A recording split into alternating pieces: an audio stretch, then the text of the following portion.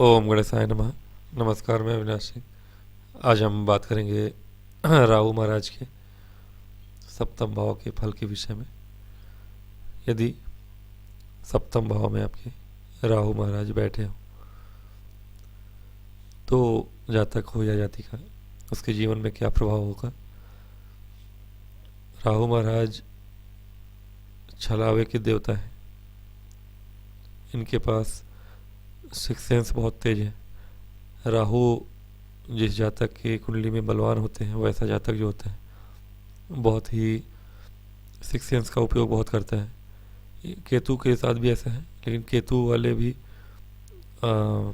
तरह से मैनिफेस्ट करते हैं, लेकिन राहु चालाक और कुटिल बुद्धि देता है आपको। राहु यदि लग्न हो तो उसका प्रभाव मैंने बताया हुआ है, लेकिन राहु कहीं भी हो आपको उस प्रकार से लग्न से यदि संबंध बना ले तो आपका व्यक्तित्व ही राहुमय होता है। कुटिलता आपके अंदर समाती है। सप्तम में जब राहु हो, चूंकि यह पत्नी भाव है, पार्टनरशिप व्यापार का भाव है, तो स्त्री जातिका के लिए हमारे ऋषियों ने धन हानि के विषय में कहा है। ऐसे जातक को धन हानि का सामना करना पड़ता है जिस स्त्री की कुंडली में सप्तम भाव में राहु बैठे हो। पुरुष जातक के लिए भी यह धन हानि वाला कोटा है, लेकिन दूसरी तरफ से घूम के पुरुष जो जातक होते हैं उनके धन हानि तो होती है, लेकिन स्त्री के कारण होती है। स्त्री संग से होती है। मतलब अब वो व्यक्ति कैसा है उसके ऊपर डिपेंड करता है। हो सकता है राहु कैटलिस्ट, राहु एक्चुअली सप्तम में है तो पत्नी या स्त्री से अलगाव कराते हैं।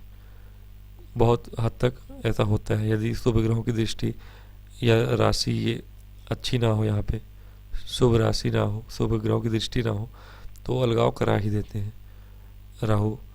तो हो सकता है कि विवाह पश्चात आपकी पत्नी आपको लूटे, तलाक के मामले में फंसाकर या कैसे भी। अथवा हो सकता है कि आपका ही व्यक्तित्व ऐसा हो कि आप स्त्री प्रसंग करते हो और उस पर पैसा लुटाते हो।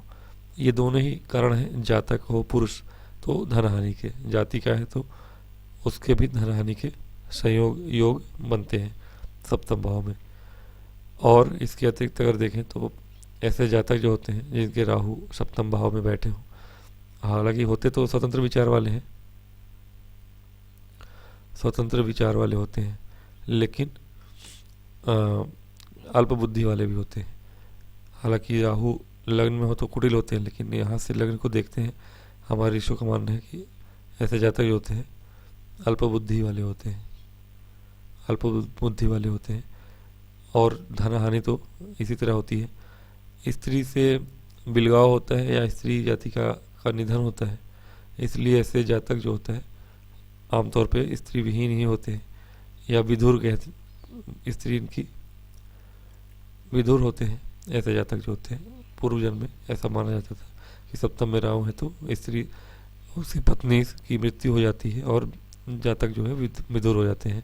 इसकी पत्नी नहीं होती है, वो विधुर कहते हैं उसको। तो ये प्रभाव आपको देखने को मिलता है। मैंने भी बहुत सारी कुंडलियाँ देखी हैं और सच में ऐसा कई कुंडलियाँ देखी है मैंने।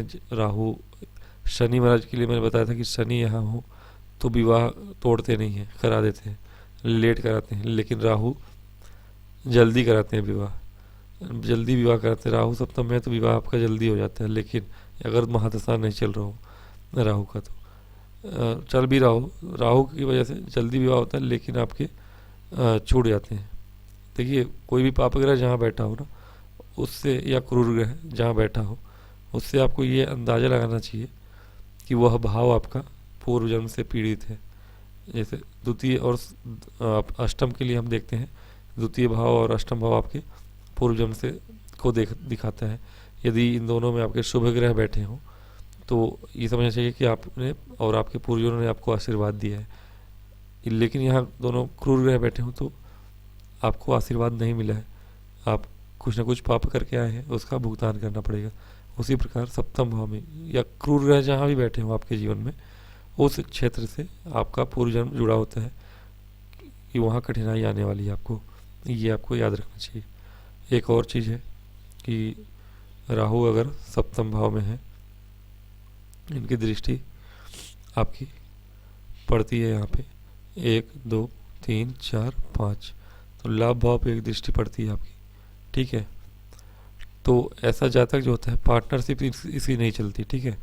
पार्टनरशिप का भाव है, यदि आप पार्टनरशिप में व्यापार करते हैं तो पार्टनर से आपका बनेगा नहीं, या तो आप धोखा देंगे सामने वाले को या तो सामने वाला आपको धोखा देगा। यदि आपकी कुटिलता अधिक अधिक है, अच्छी है, होगी ही, राहु आपके सप्तम में बैठे हैं तो कुटिल आप ही होंगे। सामने वाला भी कुटिल है तब तो बात ही अलग है। सामने वाले को मूर्ख बना के या तो आप उसको हड़प लेंगे। आपका एक दृष्टि है लाभ भाव पे, तो लाभ भाव पे दृष्टि होना ये अच्छी चीज़ है आपके लिए धन के दृष्टिकोण से, कि बिजनेस करते हैं आप तो लूट पाट करेंगे। बुद्धि तो राहु हमेशा वैसे ही देते हैं आपको, लूट पाट करके। एक जो आपका सप्तम दृष्टि है लग्न पे भी रहता है, और एक आपका आपके पराक्रम भाव पे रहता है, 9वीं दृष्टि पराक्रम भाव पे। तो ऐसे जातक की जो बुद्धि है, अगर व्यापार करते हैं तो इनके नस नस में कुटिलता भरी होगी। इनके पराक्रम जो होंगे ना, जो भी कार्य करेगा ये बंदा, ये व्यक्ति कुटिलता से ही काम करेगा। एक भी भले उसकी पत्नी उसको छोड़ के भाग जाए, लेकिन ये बंदा सुधरेगा नहीं, ये अपनी कुटिलता चलाएगा। जहाँ जो काम करेगा बहुत सतर्कता से करेगा। जो काम करेगा लाभ कमाने के लिए करेगा। सारे के सारे काम पराक्रम भाव में एक दृष्टि पड़ती है, तो इसके सारे जो एफर्ट्स होंगे ना वो बहुत ही कुटिल वाले होंगे। जो भी काम करेगा, ऐसे जातक से दूसरों को बच के रहना चाहिए। इस जातक का कभी इसकी पत्नी के सिवाय इसका कोई और बुरा कर नहीं सकता, ये भी बात है। जातक है तो जाति का है तो वैसे उतने भाव नहीं पड़ेंगे जो जातक के ऊपर पड़ते हैं, लेकिन हाँ जाति का है तो वो अभी कुछ कुछ ऐसे लक्षण रखे हुए होती है, लेकिन जातिका के लिए पूरी तरह से सर्वथा उपयुक्त नहीं है जो जातक के लिए मैंने बताया। धन हानि वाली बात जातिका के लिए पड़ती है। जातिका के लिए विवाह में यदि गुरु अच्छे हैं तो ज़्यादा प्रभाव उसका नहीं देखने को मिलेगा वैवाहिक जीवन पे। और लेकिन हाँ यदि बिगड़े हुए हैं, राहु बहुत ही बलवान है जातिका की कुंडली में यहाँ पर, और तब तो फिर वो भी अब असर दिखाती है और जातक से उसका तलाक हो सकता है। तो राहु सही नहीं होते सप्तम भाव में, छठे भाव में ही या तीसरे भाव में या 11वें भाव में सही माने गए।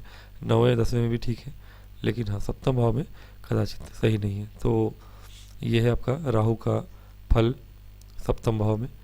आशा करता हूँ आपको कुछ रिलेट करेंगे आप, और आज की वीडियो में इतना ही। लाइक करिए, निवेदन करता हूँ, और सब्सक्राइब करिए। तब तक के लिए अगली वीडियो में मिलूँगा। नमस्कार।